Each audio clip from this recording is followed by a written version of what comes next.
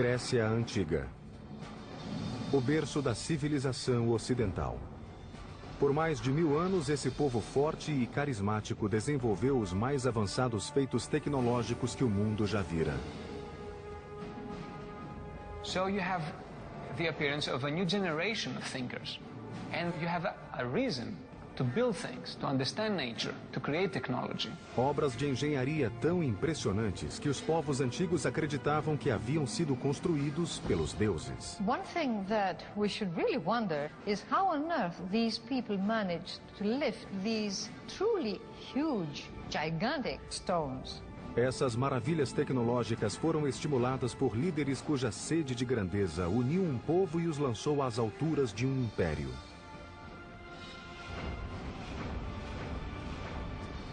Mas essa brilhante explosão de cultura e criatividade sucumbiria vítima de batalhas ferozes que lançaram irmão contra irmão. Duelos mortais que levariam ao fim de uma era de ouro.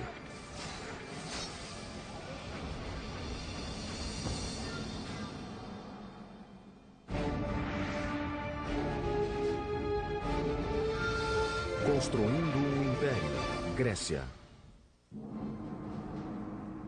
Setembro de 480 a.C. Amanhecia na ilha de Salamis e sobre o estreito canal que a separava da Grécia. O mar calmo não dava sinais da grande batalha que estava prestes a começar ali. Mas no fim do dia o Mediterrâneo estaria vermelho, tinto de sangue.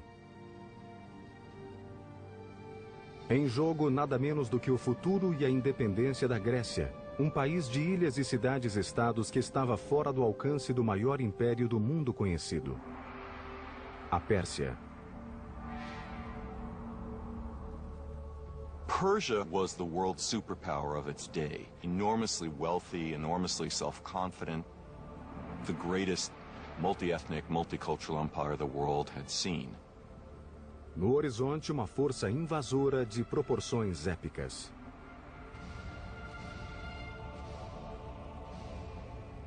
...700 navios com 150 mil guerreiros determinados a anexar a Grécia ao seu império. Mas um grego estava alerta e pronto para a batalha. Seu nome, Temístocles, um almirante e político ateniense que há anos se preparava para esse momento.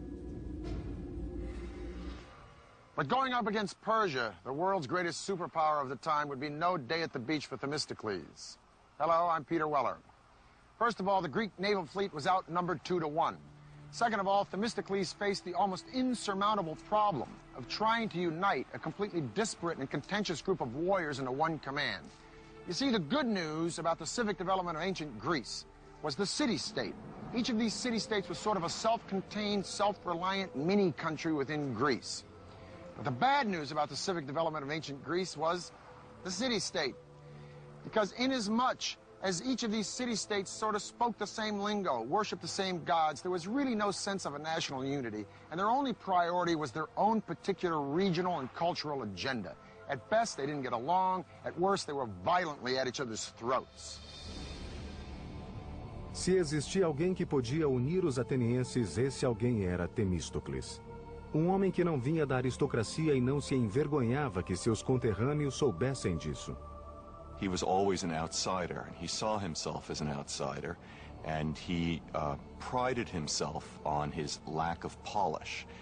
He said that he might not know how to tune a lyre or to sing well, but he knew all you needed to know to make a city great and free.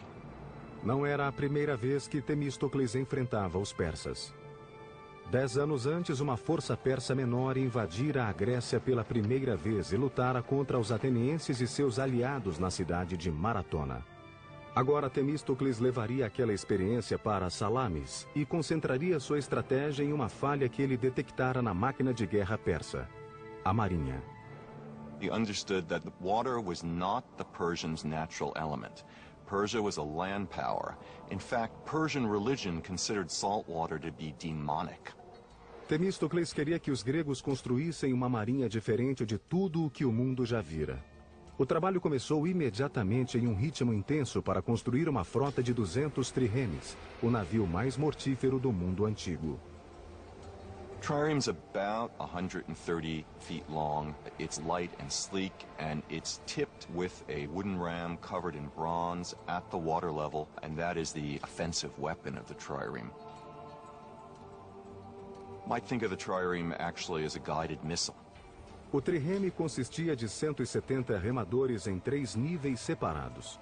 62 no nível mais alto, 54 no meio e 54 no mais baixo. No nível mais baixo, os remadores sentavam-se tão baixo no porão do navio que seus remos ficavam a apenas 45 centímetros acima da linha do mar. So you have a ship, a wooden ship, that is powered from the oars. It can go up to 8 knots, or 9 knots, which is an amazing speed for the ancient world. And it can attack like a missile. And the rowers, of course, have to learn how to work as a team. They have to learn to row together in unison, which is an easy thing to begin to do, but a very difficult thing to master.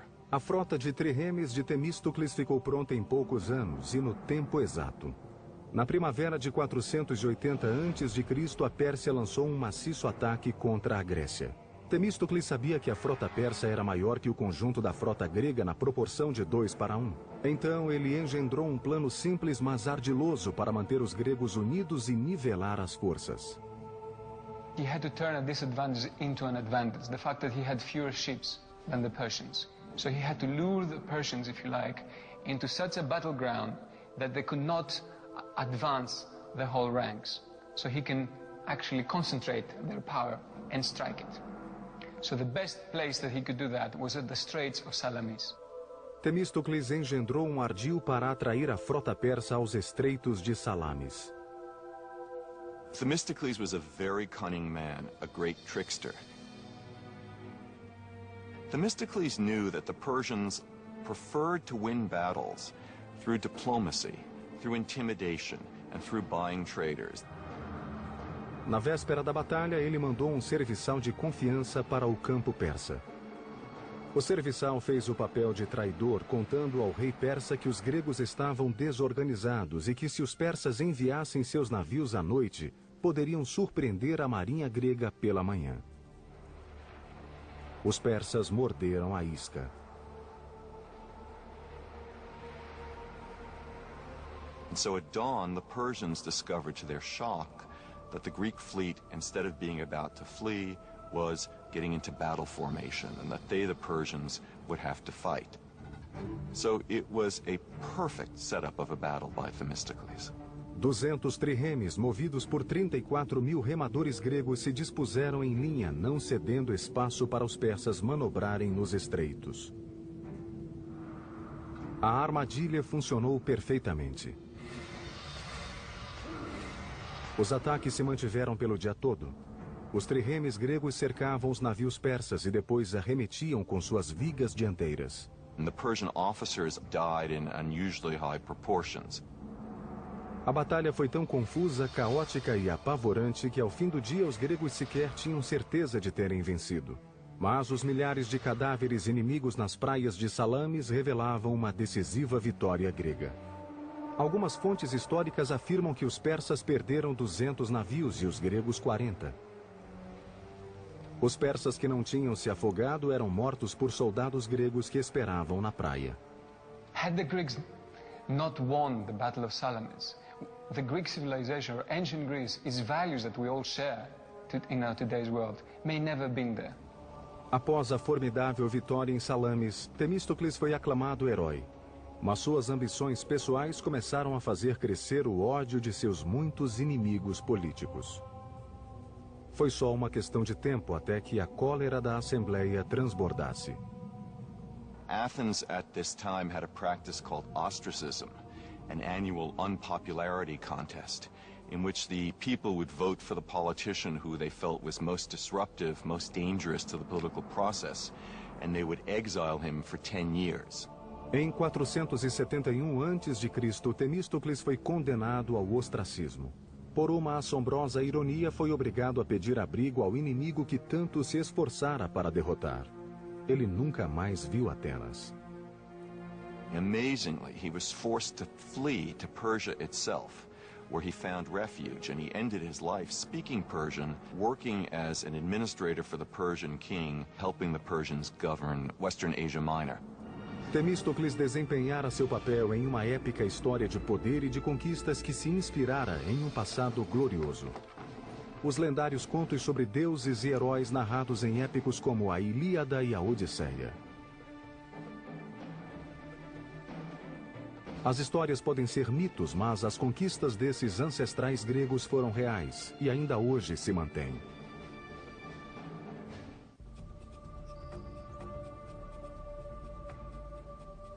Por volta de 1300 a.C., um povo que falava uma forma antiga da língua grega habitou grandes porções da Grécia. Eles eram conhecidos como micênios e durante anos suas guerras e escândalos, proezas e conquistas foram matéria-prima de lendas e estabeleceram os alicerces da civilização grega.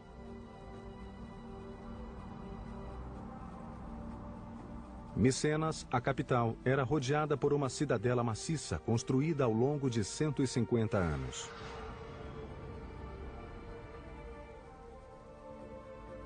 De acordo com o mito, nesta cidade os micênios foram liderados por um rei chamado Agamenon, cujas lutas épicas foram registradas pelo poeta Homero no século VIII a.C. em duas das narrativas mais famosas da história, a Ilíada e a Odisseia.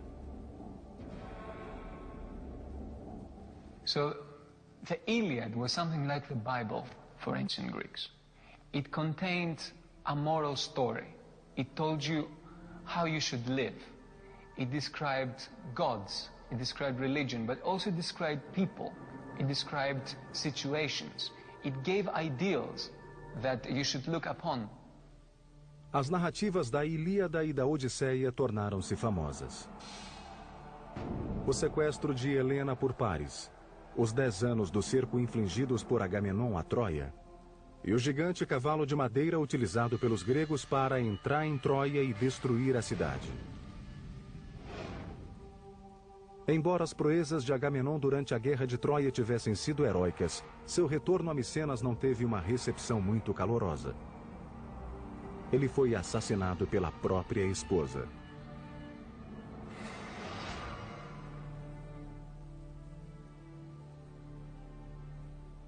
Scholars have debated for centuries whether or not Homer actually penned the Iliad and the Odyssey, or whether he just collected the folk tales of song, or whether he had anything to do with them at all.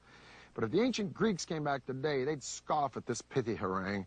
Because of the ancient Greeks, Homer wasn't just some top 40s folk singer, nor was he the best-selling hack writer of some piece of pulp fiction. Homer was an historian. And these legends weren't the bedtime stories to be whispered to the kiddies before the oil lamps were blown out. These were accountable facts.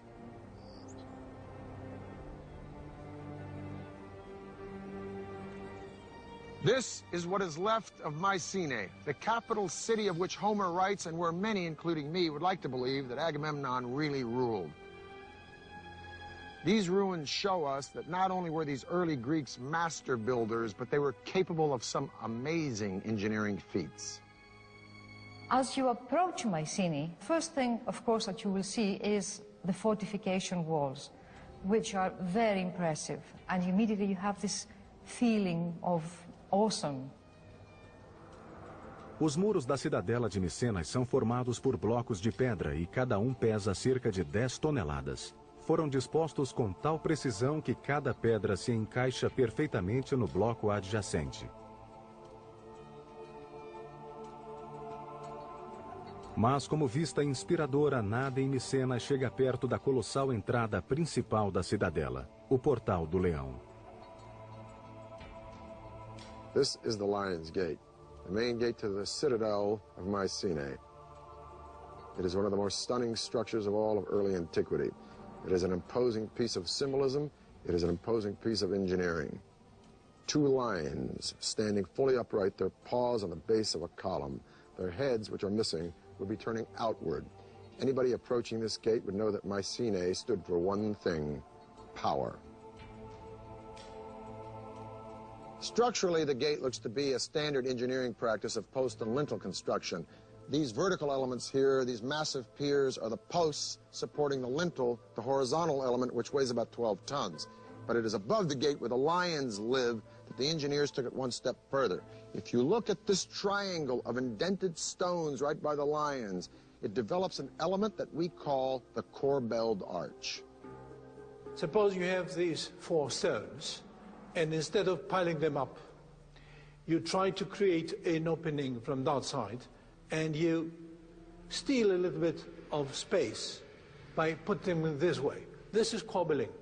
If we are a little bit more ambitious, because this is not sufficiently large, and we try to displace further these stones, still in cobbling, then we are running this risk that this is falling down. So what is the little trick? It's simple. You start putting counterweight behind each of these corbelled stones. Now, this triangle, first of all, we should say that this is a true Mycenaean innovation. This is something that we see for the first time, most probably worldwide. So in that sense, we are looking at something that's very innovative, very new. Os engenheiros micênios levaram o arco avançado passo além. Eles aplicaram a ideia para criar um revolucionário espaço interior com uma cobertura chamada abóboda. A cobertura era utilizada em apenas um tipo de construção: túmulos. Como os egípcios, os micênios construíram estruturas extraordinárias para abrigar seus líderes mortos. Esses túmulos chamavam-se tóloi. Suas construções partiram de algo que os engenheiros micênios nunca haviam feito. I mean, the circular form is completely absent in the architectural minds of the Mycenaeans. The Mycenaeans work with straight lines and right angles. So the circle is just for this kind of structure. So that makes the impression and the symbolism of the circle as related to death even stronger. Construir tóloi era gigantesco empreendimento de engenharia. O primeiro passo era cavar a lateral de uma colina. So they dug this trench, and this trench would form the dromos, which means in Greek road or way. In this case, it's a walkway to the tomb, and it's flanked on each side by these beautiful almond stones set in lengthwise and edgewise. Now, 3,200 years ago, in 1200 BC, a visitor approaching would walk down this dromos, and then he would be confronted by an unbelievably magnificent and stunning sight, this massive doorway. The doorway would be flanked by 2 fantastic columns carved out of solid green marble, with zigzag and spiral designs going all the way up. Each one of these massive stones is 2.5 feet tall, and there are 33 rings of these stones laid out in a conical shape. Now, each layer of stone is laid over the lower one in a sort of protruding fashion. That's what we mean by the corbelled style. And then they're shaved down to make it all very smooth. In order for this structure to be stable, you need a constant pressure from outwards inwards, very much like a barrel, where you need this band, this metallic band around to keep the rings together. This pressure comes from the addition of earth. As they build, they add earth from around, and quite a lot of earth, and there comes a point when they have finished the beehive structure inside. At the same time, they have built a whole earthen mound on top. Por volta de 1100 anos antes de Cristo, essa civilização grega se desintegrou e desapareceu repentina e misteriosamente. There's lots of theories about that. I think the most dominant one is new tribes, new barbarian tribes came from the steppes, and they attacked the civilizations of Egypt, they attacked the civilization of Mesopotamia, causing disruption in the trade routes. But that became their fall. Com a queda de Micenas, a Grécia entrou na Era das Trevas. Por 4 séculos, sua cultura caiu em profundo torpor. Então, no 8º século antes de Cristo, as cidades-estados autonomamente começaram a se desenvolver e a florescer. cada qual forjando sua própria identidade e competindo por superioridade econômica, militar e tecnológica. Uma ilha grega em particular, Samos, veria a construção de um dos feitos de engenharia mais impressionantes do mundo antigo, movendo montanhas para levar água ao povo.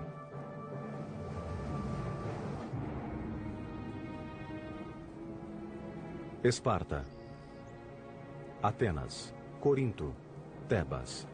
Estas são apenas algumas das mais de 100 cidades-estados que emergiram por toda a Grécia 400 anos após o desaparecimento da civilização micênia.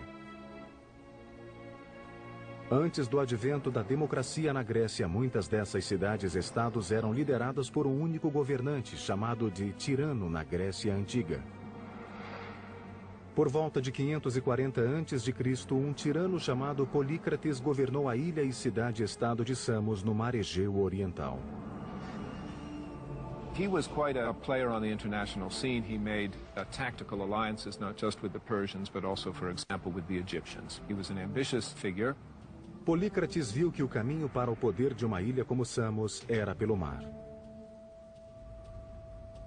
Ele construiu uma frota de 100 triremes, aterrorizando as cidades-estados vizinhas e taxando navios que passavam pela região. Under Polycrates, Samos, his home island, became the dominant sea power, and that was the basis of his wealth and power. Com sua riqueza recente, Polícrates construiu muros defensivos em torno da capital e se lançou a resolver um problema que atormentava muitas cidades no árido clima mediterrâneo: água potável. Samos was a very, very important and powerful city. They were needing a lot of water and they were short of water. Havia uma nascente abundante, mas ficava a 274 metros no Monte Castro.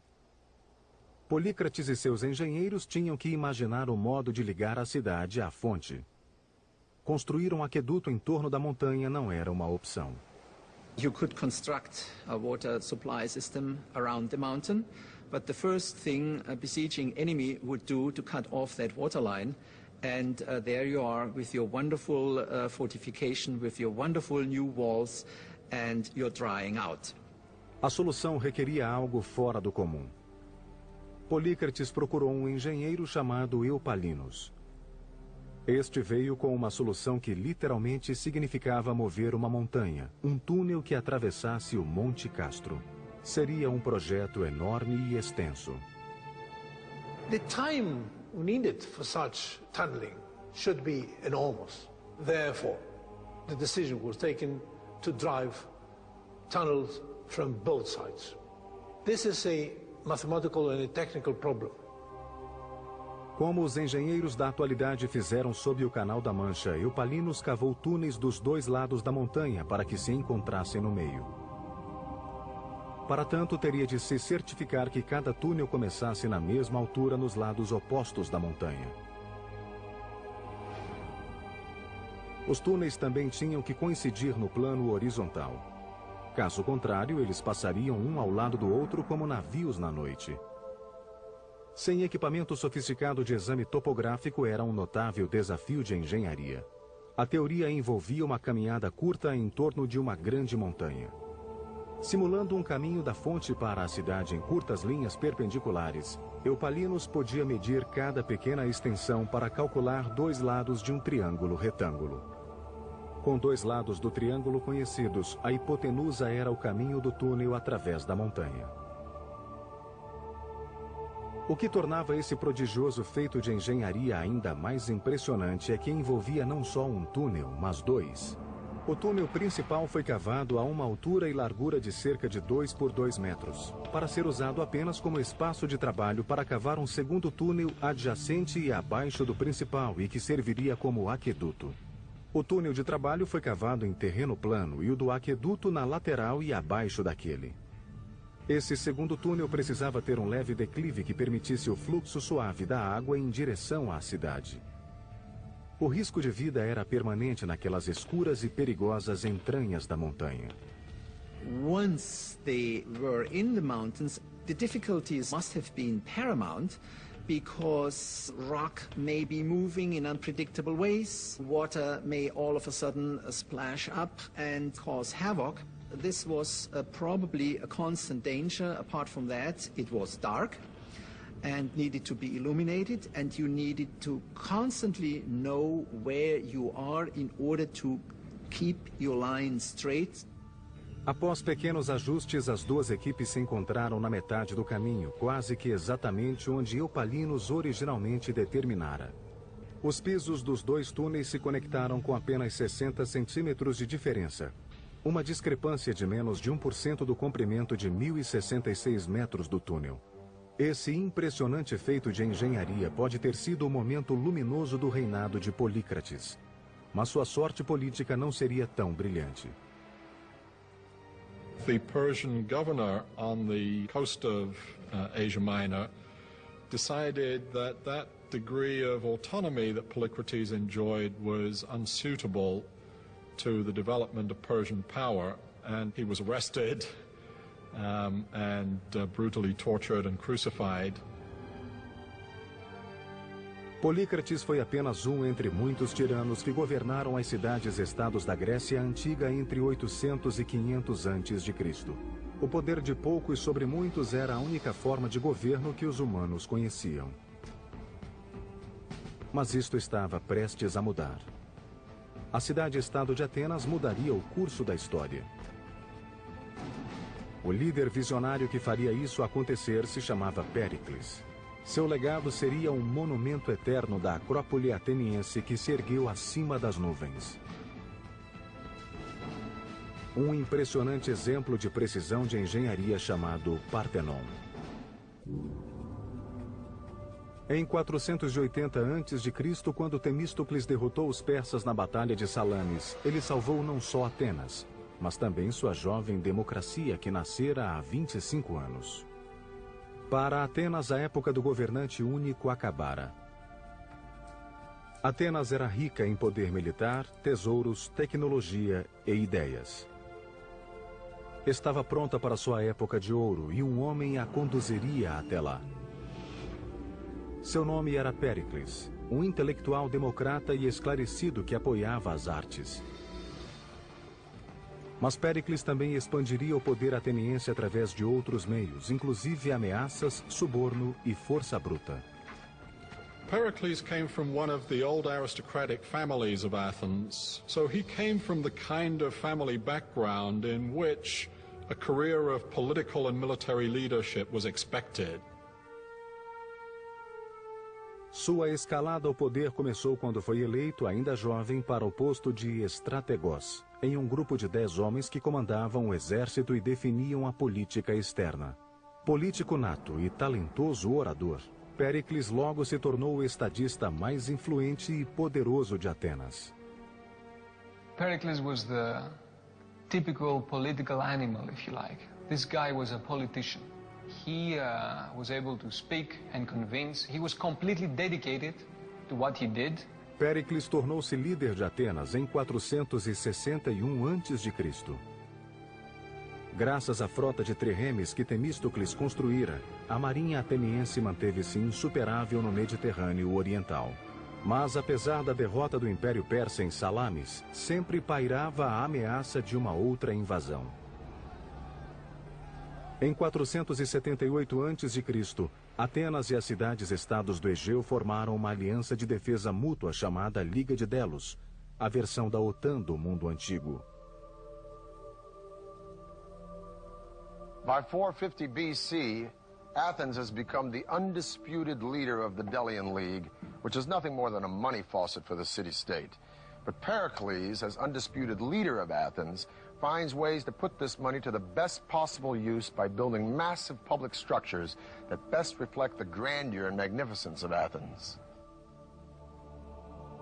Now, legend has it that Poseidon, god of the sea, and Athena, goddess of wisdom, each came to the Acropolis to compete for the patronage of the city, the outcome to be decided by the inhabitants. Poseidon struck the ground with his trident, and up popped a spring. Athena struck the ground with her spear, and up came an olive tree, which not only suggested sustenance for the Greeks, but a possible outlet for a commercial venue. Thus, Athena became the patron goddess of the city. Over the centuries, there were several temples to Athena, most of them destroyed. But we leave it to Pericles to give the world the most remarkable piece of architecture in all of Greek antiquity, the Parthenon. Péricles decidiu reconstruir o Partenon na Acrópole, usando as fundações de um antigo templo de Atena. Foram necessários milhares de trabalhadores e hábeis artesãos para criar esse templo magnífico. Custou mais do que qualquer outra edificação projetada pelos gregos, 30 milhões de dracmas, o equivalente a bilhões de dólares. That's an amazing amount, but keep in mind that was a huge state enterprise.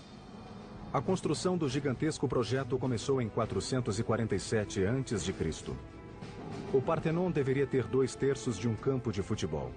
Suas dimensões externas, 70 metros de comprimento por 31 de largura. O primeiro desafio foi retirar o mármore de uma pedreira na montanha a 16 quilômetros. Ao todo, seriam necessárias 30.000 toneladas da delicada pedra branca. Na pedreira, os trabalhadores usavam as fendas naturais para retirar da montanha blocos gigantescos de mármore. The first step is to locate these cracks and calculate if this piece of marble is sufficient for my specific purpose. The second step is to put within these cracks both horizontal cracks and vertical cracks, wedges, iron wedges. Why? Because an enormous energy was given by hammering all these wedges simultaneously, so that the brittleness of the material makes further cracking. Com os blocos gigantes prontos, grupos de homens usavam alavancas, cordas e roldanas para manobrar o mármore e prepará-la para o transporte até a Acrópole. Acidentes eram frequentes.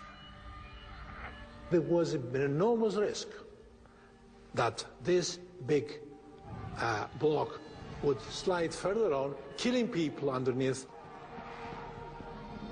Cortar e transportar o mármore da montanha foi apenas metade da batalha na construção do Partenon. Os engenheiros agora tinham que responder à questão: como levantar aqueles monstros de mármore de 10 toneladas e erigir o maior templo que o mundo já vira?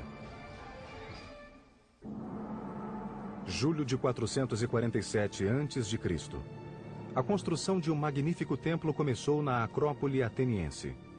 O Partenon era o grande projeto de Péricles, um líder dinâmico e ambicioso que levaria Atenas a uma idade de ouro jamais vista na Grécia Antiga. It was a statement. We are the most powerful city. We are the cauldron of democracy and free thinking. We have the best people, we have the best army, the best navy, we are the leaders. O Partenon diferia da maior parte dos templos da época, que consistia de uma construção hexastilo com pórtico de 6 colunas e 13 colunas laterais. O Partenon seria um octoestilo com 8 colunas por 17. That makes the building very different because they all have basically the same proportions. When you make them larger, you simply scale up everything. To make it wider was to give it an extra dimension. As colunas forneciam o apoio principal para a estrutura. Cada coluna consistia de 11 tambores empilhados uns sobre os outros. Como eram esculpidos, se encaixavam perfeitamente quando colocados em coluna.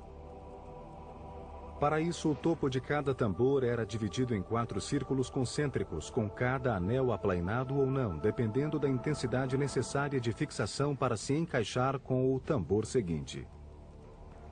No centro de cada tambor, os pedreiros abriram um entalhe retangular de 15 centímetros de área e de 7 a 10 centímetros de profundidade.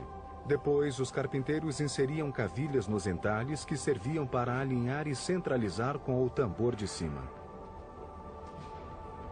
O desafio seguinte era levantar os pesadíssimos tambores, sobretudo os das seções mais altas.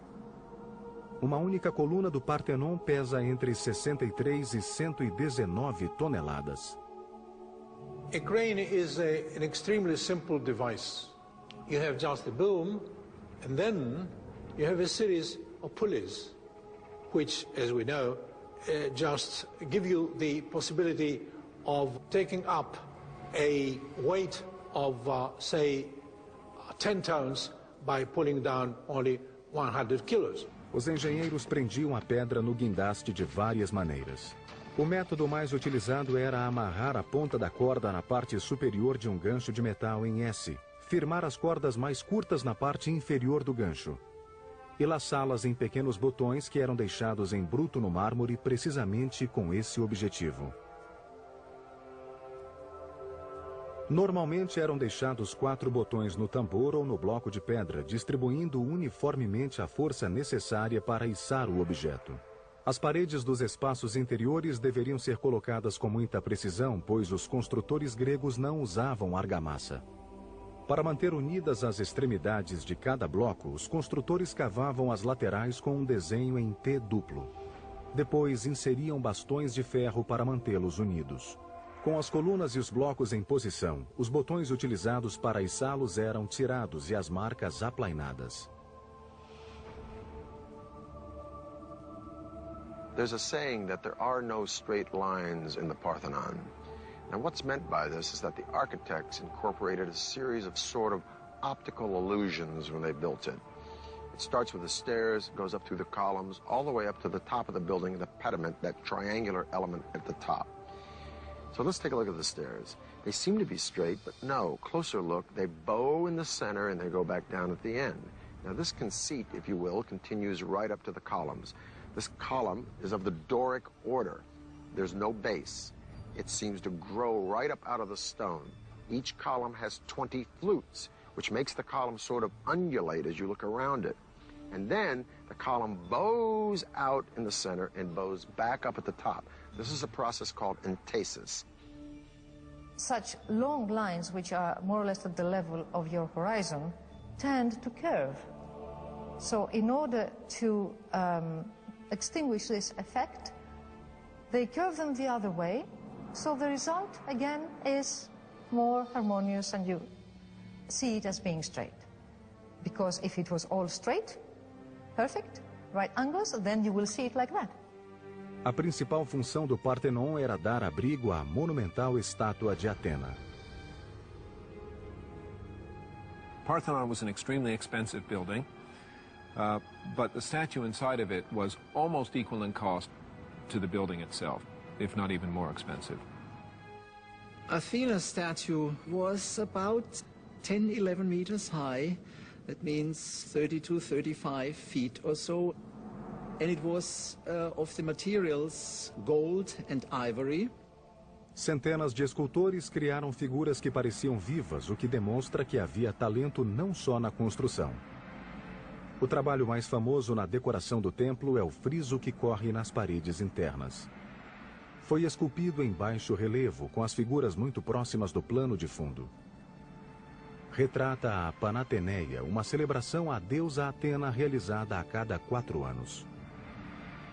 What survives on the site of the Parthenon today are the white marble remains of the building. In antiquity, not only the sculptures, but also many other parts of the building were richly decorated with paint.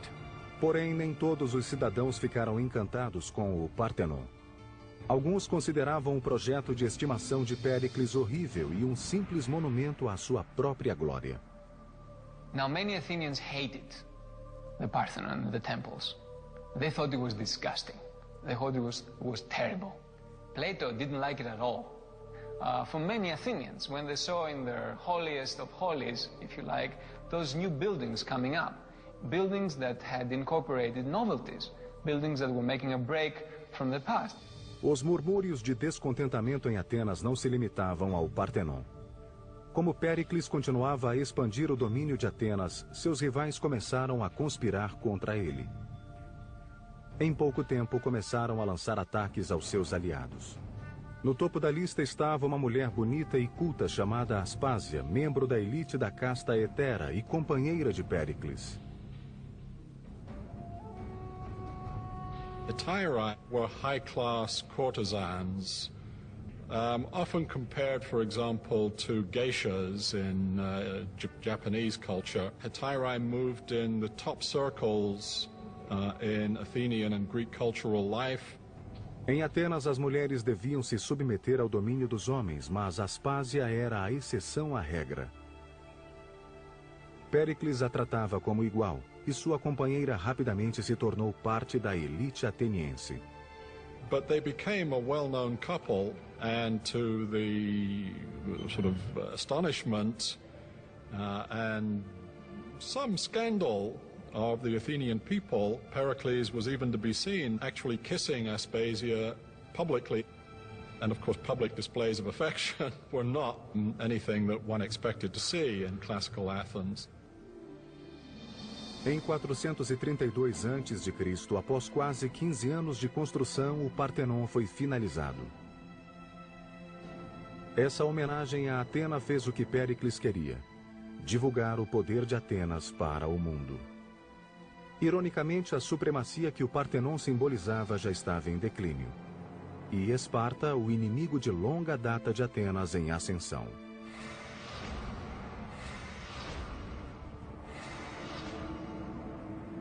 Once Athens had established this great alliance system, or as some people put it, this Athenian empire, and arguably that's what it became, the Spartans began more and more to look askance, as it were, at the Athenians, and eventually, by the 430s, to feel threatened by the Athenians.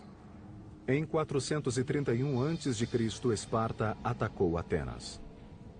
Durante 2 longos anos, Atenas resistiu ao cerco de Esparta, mas a luminosa cidade de Péricles estava prestes a sofrer o ataque de um inimigo invisível. After a couple of years, because of the overcrowding in the city of Athens, disease that seems to have come originally from the Near East attacked the Athenian people. It's known as the Great Athenian Plague. Large numbers of Athenians died in this plague. Péricles, então, com mais de 60 anos, sobreviveu à peste, mas estava fisicamente debilitado e sobre ele pesava a culpa pela desgraça da cidade. Em 429, com a peste e a guerra eclipsando sua amada cidade, Péricles morreu.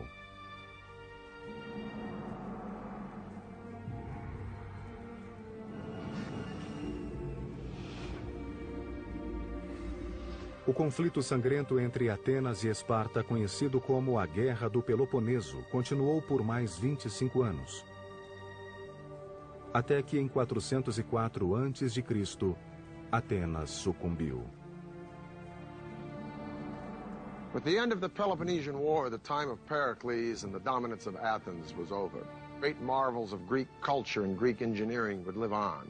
And the irony was that the two men, the two purveyors of the fantastic legacy of classical age of Athens, were not Athenians at all. The names of these two men would be synonymous not only with conquest, but with Hellenism, the spreading of the Greek ideal of culture and value throughout the world, right on up to our own modern day. These two men were Philip II of Macedonia and his son, a man who would be the envy of every single general and emperor from Julius Caesar to Napoleon to George Patton. A man who would traverse most of his known world in his short 33 years, that student of Aristotle and self-proclaimed God, Alexander the Great. I'm Peter Weller for the History Channel.